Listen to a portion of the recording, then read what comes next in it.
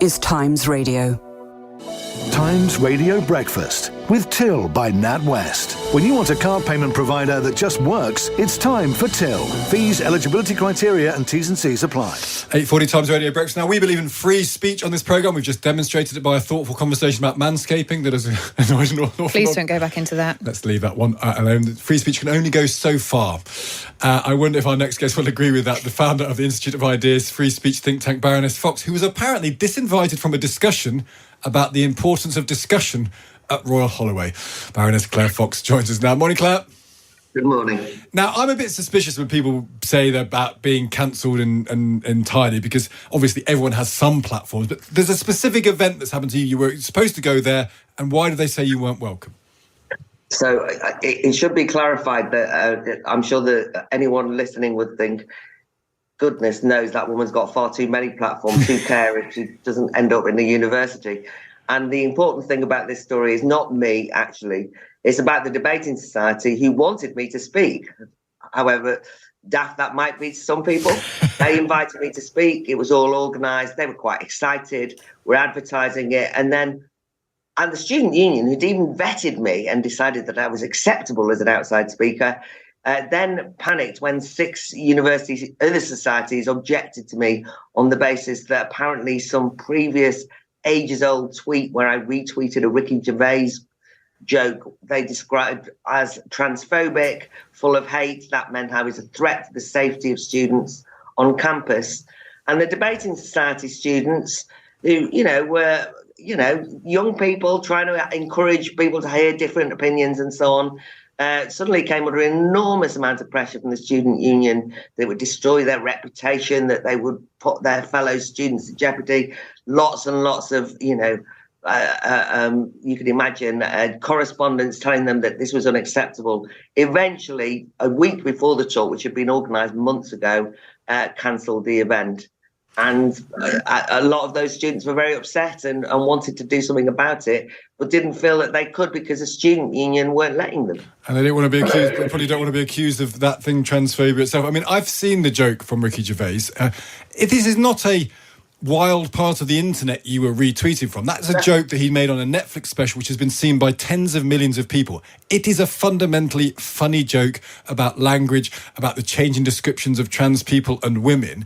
It has a glint in its eye. It's ironic, which is so much of what Ricky Gervais is all about. We cannot live in a world where you're not allowed to find a joke that a mainstream comedian makes funny, can we? Well, I mean, obviously that's a very serious point, but it's also worth noting I was never intending to go to Royal Holloway University and talk about trans issues. That wasn't what the talk was about. It was about the importance of debate, would you believe? And it might have come up if somebody had asked me, but it wasn't my focus at all. I was actually going to talk about tolerance. Very high-mindedly, I was going to talk about John Locke and the whole spirit in which you accept other people's views. Even though if I had been going to talk about gender and sex and that controversy, I don't think somebody should have been cancelled for that, of course. But it's just so ironic that this has turned into a discussion about trans issues that it never was going to be in the first place, which would indicate that this is an ideology that's obsessed with itself in a way, that it demands and coerces a type of speech from somebody that's not based on anything they're going to say in the first place. They demand that I shouldn't be speaking on this when I was never going to be speaking on it in the first place. And that doesn't do any and that doesn't do any favours. We try. I think the view that I personally have is that there's an awful lot of people out there, people who are trans, who just deserve to be left alone, to have respect, to be treated well, and to be left to get on their own life. There are moments where their rights come into conflict with other people's rights, and those need to be discussed. But ultimately, it does no one any favours to harp on about things needlessly for the point of controversy. And your point here is that you weren't trying to do that.